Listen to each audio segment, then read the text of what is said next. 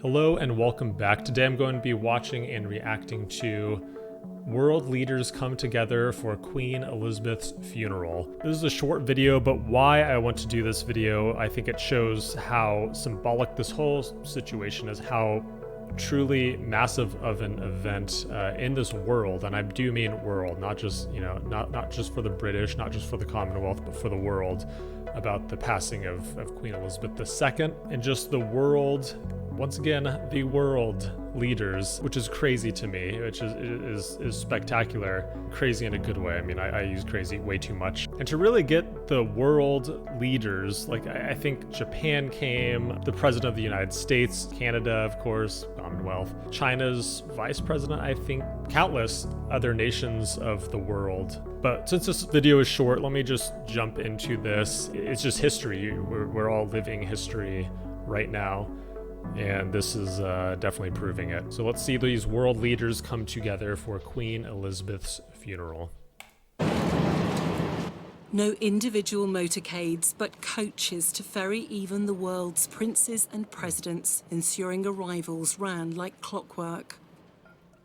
The Emperor and Empress of Japan, for whom funeral appearances are rare because of their Shinto faith, shared a bus with the King and Queen of Bhutan. A photo opportunity for Kenya's president, smiling widely at the back of the picture. But after intensive negotiations, there were only a handful of exceptions to the travel arrangements. America's President Joe Biden arrived in his Cadillac, dubbed the Beast, for security reasons. And China's Vice President also came by car, an indication of the diplomatic tightrope walked by the Foreign Office.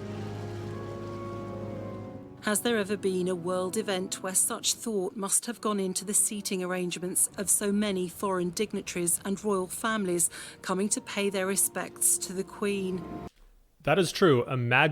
Just imagine for a minute here that was your job, or you and your team's job. A lot's going on everywhere. People have love for each other in different countries, and tensions in just around the world between borders and just all this political stuff that goes on. Breaking it down a little more, when one gets married and you're trying to place everyone, all the families and people and friends and plus ones all next to each other accurately and properly, this is not even tenfold. This is 1,000-fold compared to that. I could not even imagine being the team that worked on that, but it seems like they did, just like everything else, just like the flow of every single thing that I've seen so far that the British have done since the passing of Queen Elizabeth has been just flawless, has been so good. No hiccups that I've seen. It's a well-oiled machine, I guess we say it here in the US. So could not imagine that job though.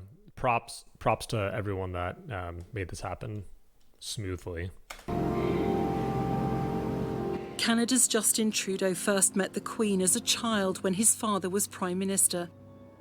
Joe Biden, one of 14 US presidents during the Queen's reign, described her as a stateswoman of unmatched dignity. But in the service, the special place the Queen held for the Commonwealth was clear, with the first lesson read by Baroness Scotland. When he shall have put down all rule and all authority and power. New Zealand's Prime Minister Jacinda Ardern, who gave birth while in office, said the Queen once advised her on juggling roles, you just have to get on with it. It is those personal anecdotes, those international relationships, which fostered such admiration for the Queen.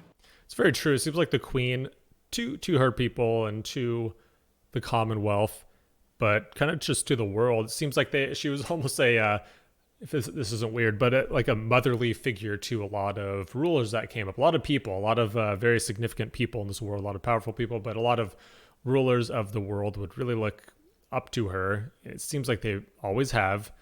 She's been around their entire life, and she would give those little, sometimes you just have to be told something like that, you just got to get on with it. And it really puts things into perspective for you. Like, wow, okay, yeah, let's do this. It kind of inspires you and sets you in the right direction, kind of like a grandfather or grandmother would. It is really like kind of like a motherly almost bond that really was felt around the world.